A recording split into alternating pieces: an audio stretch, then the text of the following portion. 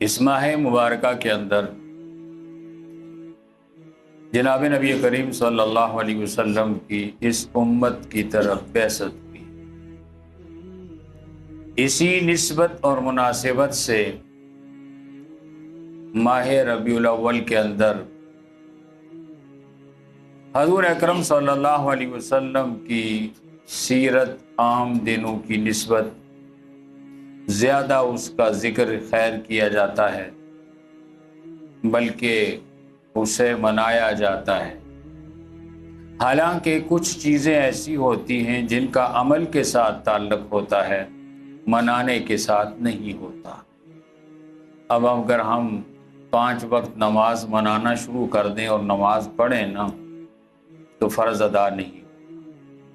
اسی طرح سیرت منانے کی چیز نہیں، اپنانے کی چیز ہے۔ اللہ تعالیٰ نے قرآن حکیم کے اندر اس آخری امت کو متنبع کرتے ہوئے فرمایا لَقَدْ كَانَ لَكُمْ فِي رَسُولِ اللَّهِ أُسْوَةٌ حَسَنَةٌ، تمہارے لیے اللہ کے رسول کی زندگی کے ہر شعبے میں بہترین نمونہ ہے، بہترین نمونہ۔ اللہ تعالیٰ نے اس امت کو جو کمالات عطا فرمائے، جو خوبیاں عطا فرمائی، جو اس امت کو منفرد اوصاف عطا فرمائے جو کسی امت کو نہیں عطا فرمائے، اس کے اندر جو ہے یہ امت آخری امت ہے، اور اس امت کو ایک کامل دین دیا گیا، بلکہ اکمل دین دیا گیا، اور اس امت کو پیغمبر بھی ایسا کامل دیا گیا کہ جس کی مثل انبیاء علیہ السلام کی جماعت میں کوئی بھی نہیں۔ تو کامل دین کامل نبی کے ذریعے اس امت کو ملنا، اور امت سے کہا گیا کہ اب اس امت کے افراد اپنے اس کامل پیغمبر اور کامل دین کو ہی اپنے لیے نمونہ بنائیں زندگی کے ہر شعبے کے اندر۔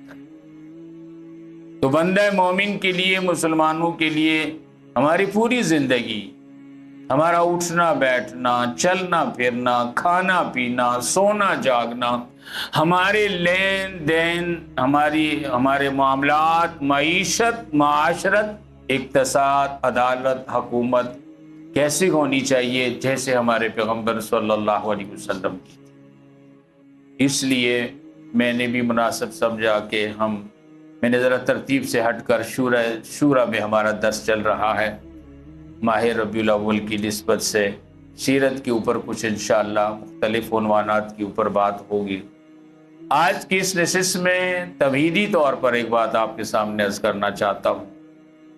اس امت کا ایک بہت بڑا المیہ اللہ تعالیٰ نے قرآن حکیم کے اندر مشرکین کے بارے میں کہا تھا وَيَبْغُونَهَا عِوَجًا، یہ لوگ قرآن میں کجیاں تلاش کرتے ہیں، کمزوریاں تلاش کرتے ہیں۔ کوئی کمزور بات ہمیں ملے جس کو بنیاد بنا کر ہم اسلام کے خلاف، مسلمانوں کے خلاف، ان کے نبی کے خلاف، ان کی کتاب کے خلاف پروپیگنڈا کر سکیں۔ اور ایک یبغونہا عوجا کی تفسیر علماء تفسیر نے یہ بھی کی ہے کہ مطلب کی باتیں لے لیتے ہیں، اور جو چیز مطلب کی نہیں ہوتی ان کے خیال میں اس کو چھوڑ دیتے۔ اللہ تعالیٰ نے سورہ بقرہ میں اہل کتاب کے بارے میں بھی ایسے ہی کہا، جن کو اللہ نے تورات اور انجیل عطا کی تھی۔ فرمایا بعض کتاب پر چلتے ہیں، بعض کتاب پر نہیں چلتے۔ حالانکہ اگر وہ تورات کو اپنی کتاب مانتے ہیں اور صاحب تورات موسیٰ علیہ السلام پر ایمان لائیں، تو ان کو چاہیے کہ پوری کی پوری تورات پہ کوئی چیز ان کے دل کو بھلی لگے یا نہ لگے، اللہ کا حکم سمجھ کے ہر چیز کو اپنانا چاہیے۔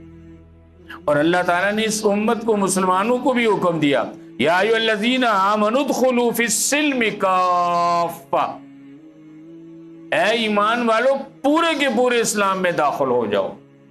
ایسا نہیں ہے کہ کچھ اسلام لے لو اور کچھ اسلام کو چھوڑ دو، بعض قرآن پہ چلو اور بعض قرآن کو چھوڑ دو، بعض سیرت پہ چلو اور بعض سیرت کو چھوڑ دو۔ یہ تو اچھی بات نہیں ہے۔ جب تم قرآن پر ایمان لائے ہو، صاحب قرآن پر ایمان لائے ہو، محمد صلی اللہ علیہ وسلم کا کلمہ پڑھا ہے، آپ کے امتیوں میں شمار ہو گئے ہو، تو آپ کے دین پر، پورے کے پورے دین پر چلنا آپ لوگوں کے اوپر لازم ہے۔